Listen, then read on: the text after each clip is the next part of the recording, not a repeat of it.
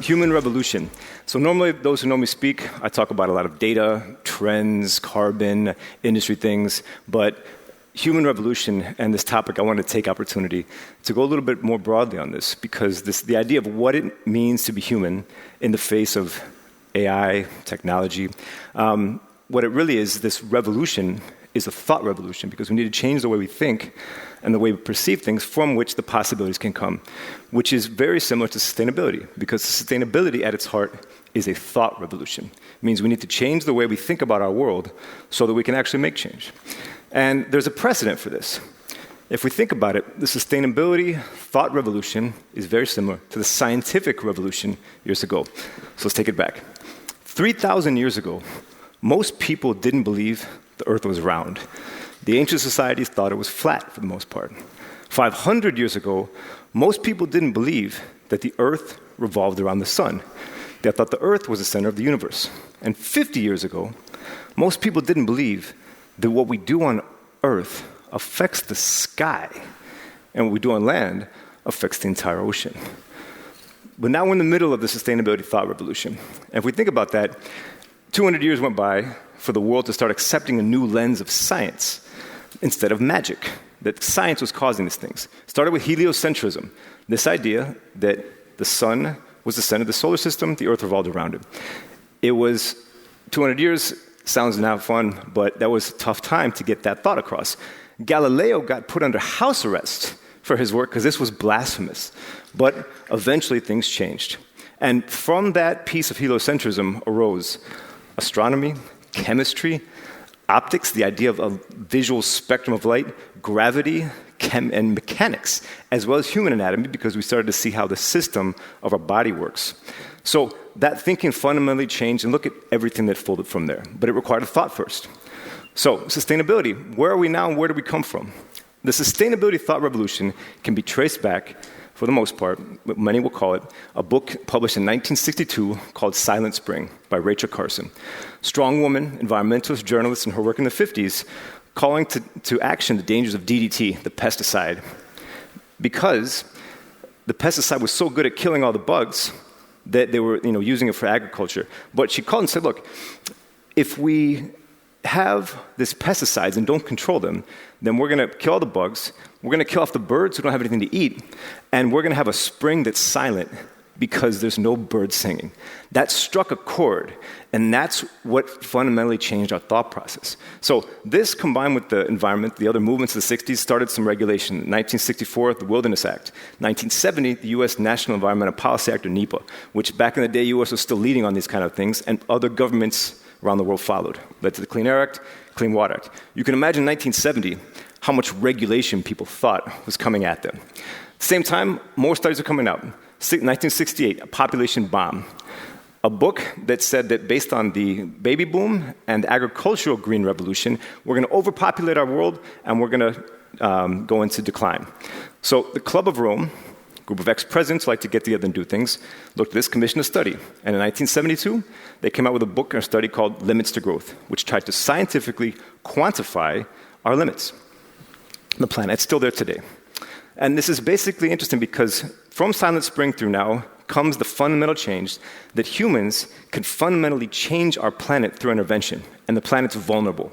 So the UN, which is kind of nascent at the time, got together, and they said, look, we need to get a conference. So the original UN Environmental Conference was 1972 in Stockholm. They came out with a Stockholm Declaration of 26 principles, very similar to sustainability principles today. And things started going, and we were ready in 1972. Then what happened? 73. Iran says, I'm not going to sell oil to anybody who's helping Israel. OPEC embargo. Energy prices rise. Stock market crash. Extreme poverty problems. Cold War. Planet said, hey, I know the environment's important, but we have to take a step back and fix this first. So we had this 10-year hiatus, but the problems were there. And in the 80s, we realized we literally broke the sky because of hairspray. And so the UN convened in 1987 in Montreal. The Montreal Protocol was signed, which is a global agreement to phase out CFCs, aerosols. And that was a success because it was the first time we got all governments to agree on a specific set of actions and implement them. Same time, the UN, looking at the broader issues, commissioned a woman named Harlem Brundtland in 1983. Another strong woman, former first Prime Minister of Norway, environmentalist, worked for women's rights. 4 years later, she came out with a study called Our Common Future. A seminal study, and it basically said, it coined the term sustainable development, which is development that meets the needs of the present generation without compromising the ability of future generations to meet their own needs. It made it human because it put it in the context of our children. And so things started bubbling. 1992, many of you may remember the Rio Conference of 92, where the governments got together, established a framework, Agenda 21, and established 3 conventions to help set more global regulation. The one we all know, UNFCCC, climate change. But there were also 2 others, Convention on Biological Diversity and Desertification. COP1 started in 1994. They started getting agreement together. COP3, 97 in Kyoto, the infamous Kyoto Protocol. Set us back a little bit because we kind of were mistaken to think that phasing out aerosols will be the same thing as phasing out the fossil fuel-based energy economy. So that didn't go so well, took some while, that expired. But the issue started coming to head. And finally, in 2015, the Paris Agreement was signed. And this is important because it, first off, set one global KPI that governments agreed to. We have 400 parts per million of carbon dioxide and the amount of equivalent in the atmosphere. But it's interesting because every single human has a contribution to that KPI. Every activity, every product, every service, our travel, everything we do has a carbon footprint. Every business, every company, every country. And with that, everybody has this interconnected KPI. That's fundamentally changing our thinking. And because of that, it's given this carbon lens, which we all now see. We didn't have that before. We see things through a carbon lens. How much is the carbon footprint of this cheeseburger, of this travel, of this hotel? And so that's here today, and that's here to stay. So this is the first time in my 27 years, the last few, when everybody agrees on this.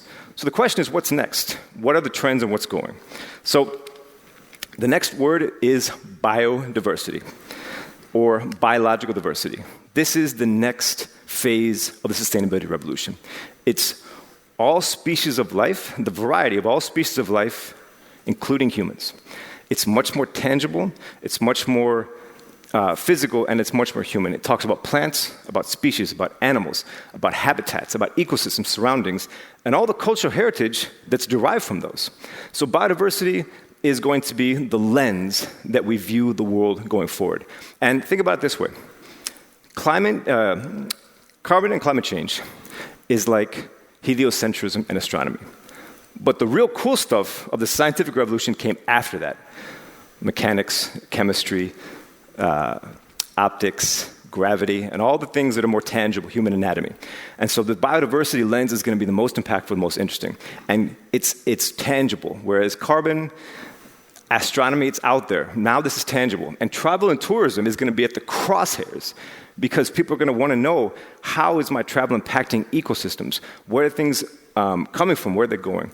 That's the lens where we're going to have to get creative to create products and experiences. And things are going to unfold from this. We're already seeing regenerative travel, rewilding, all these concepts are coming. So that's where we're going to be focusing in the next generation. And here in Singapore, for example, you have the Hotel Sustainability Roadmap, and all the hotels, which are working a lot of you to help implement the GSC certification. That certification causes hotels to go beyond the 4 walls, not just energy. That's why it has a lot of buy-in for all the aspects and lens it puts. And it's about where you're getting your wood for your furniture, where you're getting your shrimp, where you're getting your coffee, where does that plastic bottle go after you throw it out? Where did it come from? What's it made of? Who made it? And where's it going? That's the lens. So, in conclusion on this, the issues, you don't have to figure it out yourself. There's a lot of collaboration out there. There's a lot of thinking. There's a lot of solutions. Of course, we've got plenty of them, and we're happy to provide them. But really, you can focus on how this humanness of sustainability in this revolution plays in and what we can do. And most important is, in the beginning stages of scientific and human revolution, sustainability, it was about what you can't do. But this next phase in sustainability is about what you can do, what we can do as a travel industry to create experiences to address this. We can't address the carbon footprint of our plane right now, but we can make sure that the equivalent contributes to things like biodiversity. So think about what you can do, because otherwise the simple answer is don't travel, which I think everybody here, we're with staycations and we're ready to travel. Nobody wants that. So thank you very much.